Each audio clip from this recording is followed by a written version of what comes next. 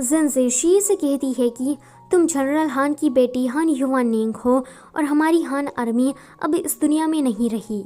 Northern territory में जब युद्ध चल रहा था तब क्राउन प्रिंस यानी कि 5वें राजकुमार ने अपने कुछ लोग हमारी मदद करने के लिए भेजे थे, पर वो सारे लोग गद्दार निकले। उन लोगों ने हमें नकली नक्शा दिया था, इस वजह से हम लोग तौबान की सेना के सामने हार गए। अब हान आर्मी के ऊपर गद्दारी का टैग लगा है, तो आपको किंग को सब कुछ बताकर हान आर्मी का नाम क्लियर कर देना चाहिए। शी कहती है कि तुम झूठ कह रही हो या फिर सच, मुझे कुछ पता नहीं है, इसलिए मुझे नॉर्थर्न टेरिटरी में जाकर खुद इस बात की इन्वेस्टिगेशन करनी है। जोंग्यू कहता है कि जैसी तुम्हारी मर्जी, मैं इसमें तुम्हारी मदद करूंगा। तभी ही वहाँ पर कुछ इंपीरियल सैनिक आ जाते हैं। वो लोग कहते हैं कि हान शी, तुमने लड़का बनकर राजा को धोखा देने की कोशिश की है, इसलिए हम तुम्हें गिरफ्तार करने के लिए आए हैं। जोंग्यू इंपीरियल सैनिक को रोकने की ट्राई करता है।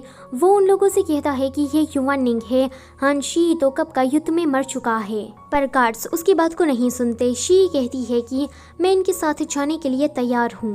ये देखकर जोंग्यू पूरी इंपीरियल कॉलेज को अपने साथ लेता है एंड शी को जेल से छुड़ाने के लिए राजा से रिक्वेस्ट करता है। जब 5वें राजकुमार को ये बात पता लगती है तो वो राजा के पास आकर उसे कहता है कि मुझे युवानिंग से शादी करनी है क्योंकि मैं उसे पसंद करता हूँ। किंग कहते हैं कि अगर तुम्हें उससे शादी करनी है तो तुम कर सकते हो। आगे शी को जेल से रिहा किया जाता है। शी अभी 5वें राजकुमार के घर में थी। वो सोचती है कि सारे लोग मुझसे कुछ ना कुछ तो छुपा रहे हैं, मुझे खुद इस बात की इन्वेस्टिगेशन करनी चाहिए। इतना सोचकर वो अपना फेस बदलकर कैपिटल के बाहर चली जाती है। जब मिस चू को इसके बारे में पता लगता है तो वो रानी के पास जाकर शी के बारे में चुगली करने लगती है।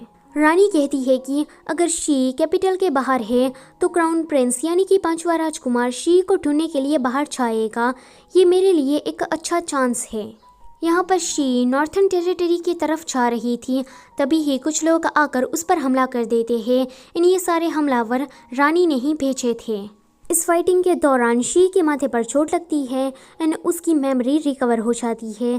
तभी ही वहाँ पर जोंग्यू आकर शी की मदद करने लगता है। शी देखती है कि जोंग्यू उसकी मदद कर रहा है तो वो उसे कहती है कि वांगर शब्द सुनकर जोंग्यू कहता है कि शी कि तुम्हारी मेमोरी वापस आ गई है। शी जोंग्यू से खुद को दूर करके अकेले ही जाने लगती है तो जोंग्यू कहता है कि पता है कि तुम मुझसे नाराज हो, पर मुझे अपने साथ ले लो, मैं तुम्हारी प्रोटेक्ट करने में मदद करूँगा। फिर शी जोंग्यू के साथ नॉर्थर्न टेरिटरी में जाती है। वहाँ जाकर उसे पता लगता है कि हान आर्मी का एक भी सैनिक जिंदा नहीं है। वो लोग उसे ग्रेवयार्ड का एड्रेस दे देते हैं तो शी अपनी हान आर्मी को देखने के लिए जाती है। इतनी सारी कब्रों को देखकर शी एकदम शॉक खड़ी थी। जोंग्यू उसे कहता है कि अगर तुम्हें रोना आ रहा है तो तुम रो सकती हो। शी कहती है कि मेरे डैड ने कहा था कि मर्द कभी रोते नहीं हैं एंड मैं जब तक जिंदा रहूंगी तब तक मैं हान शी ही बनकर रहूंगी। शी को वहाँ पर जिनसी मिलती है। जिनसी उसे सब कुछ बता देती है कि 5वें राजकुमार ने उसके साथ धोखा किया है। उन लोगों को एक कब्र के पास से नकली नक्शा मिलता है। उस नक्शे को देखने के बाद शी कहती है कि तो 5वें राजकुमार ने हमारे साथ धोखा किया एंड उसकी ही वजह से हान आर्मी के 60,000 सैनिक मारे गए। जोंग्यू कहता है कि शी लगता है कि तुम्हें कोई गलतफहमी हो गई है, 5वां राजकुमार ऐसा काम नहीं कर सकता।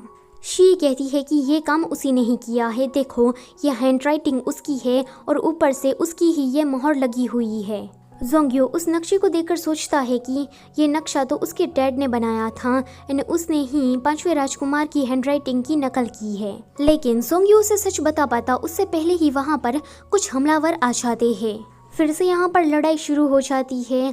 शी एक को मारकर कहती है कि बताओ तुम्हें यहाँ पर किसने भेजा, तो वो हमलावर मरते टाइम क्राउन प्रिंस यानी कि 5वें राजकुमार का नाम लेता है। तभी ही 5वां राजकुमार वहाँ पर आ जाता है। शी कहती है कि तुमने मुझे यहाँ पर मारने के लिए इन हमलावरों को भेजा।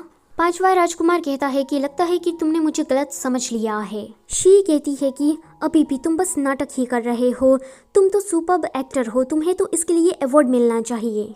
तुमने प्लान बनाकर नॉर्थर्न टेरिटरी में हान आर्मी को ख़त्म करवा दिया।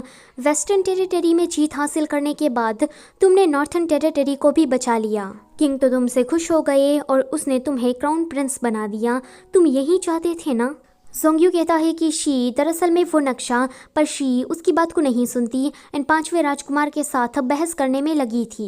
पांचवा राजकुमार तुरंत किंग के पास जाकर उसे सच्चाई बताते हुए कहता है कि वो नकली नक्शा प्राइम मिनिस्टर ने भेजा था, तो आप हान आर्मी पर जो गद्दार का टैग लगा है उसे क्लियर करिए और प्राइम मिनिस्टर को सजा दीजिए।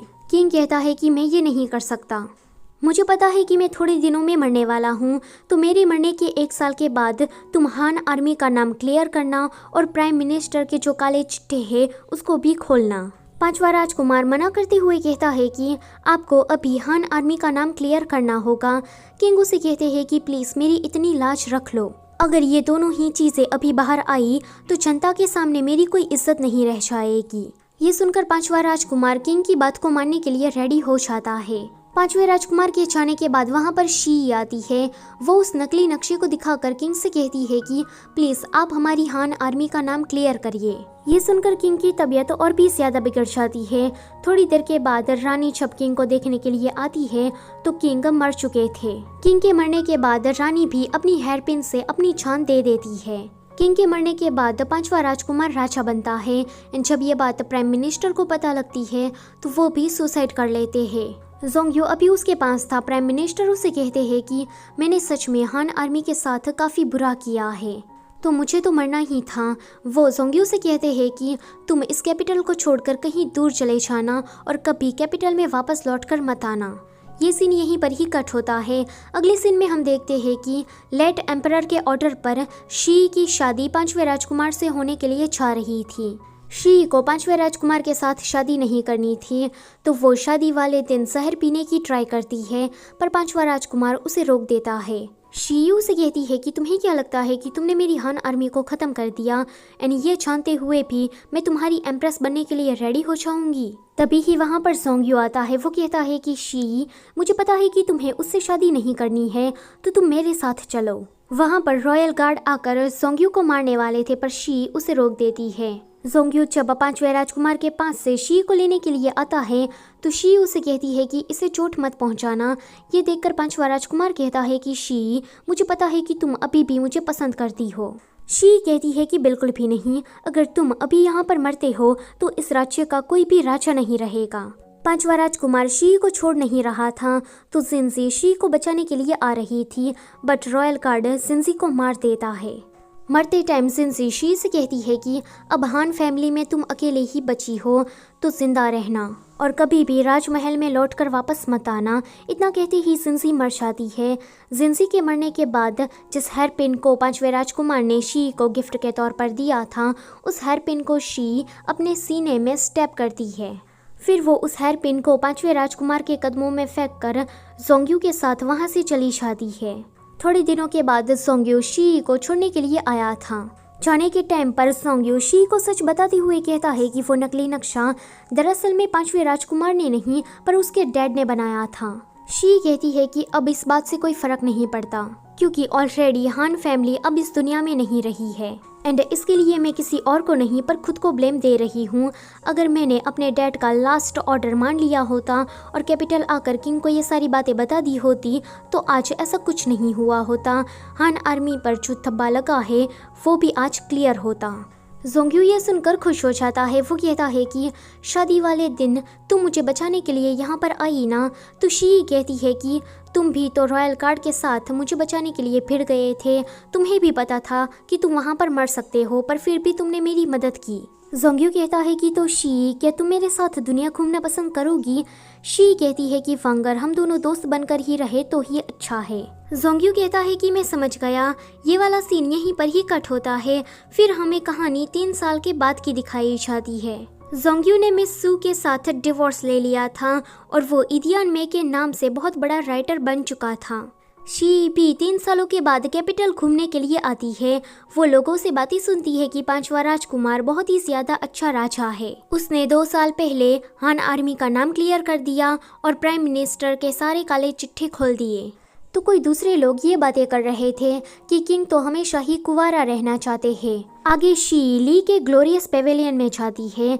इस पेविलियन का नाम बदल गया था, नो अबाउट फूड हो गया था। ये देखकर शी सोचती है कि एक दिन 5वें राजकुमार से उसने कहा था कि उसे भी एक रेस्टोरेंट खोलना है एंड उसका नाम वो नो अबाउट फूड रखेगी। तभी ही वहाँ पर उस रेस्टोरेंट का ओनर आता है। उस ओनर की वाइफ प्रेग्नेंट थी, तो शी उसे गिफ्ट के तौर पर उसी जेड पेंडेंट को देकर वहाँ से चली जाती है। शी के जाने के बाद वहाँ पर 5वां राजकुमार आता है। वो जब उस ओनर के हाथ में जेड पेंडेंट को देखता है तो वो कहता है कि ये तुम्हें कहाँ से मिला। तो वो ओनर उसे बता देता है कि वो इंसान उस तरफ गया है। 5वां राजकुमार शी को ढूंढने के लिए उस दिशा की तरफ जाता है, पर शी उसे नहीं मिलती। वो दोनों एक दूसरे के काफ़ी ज़्यादा क्लोज थे, पर उन दोनों की नज़रें एक दूसरे से नहीं टकराती। एंड इसी के साथ ये ड्रामा यहीं पर ही ख़त्म होता है। इस कहानी की कोई हैप्पी एंडिंग नहीं है, पर ये ज़रूरी तो नहीं है ना कि हर कहानी की कोई हैप्पी एंडिंग हो। तो वीडियो को मैं करती हूँ यहीं पर ही ख़त्म। ये कहानी अगर आपको अच्छी लगी है तो अपने फ्रेंड्स के साथ इसे शेयर ज़रूर करना। Thank you for watching.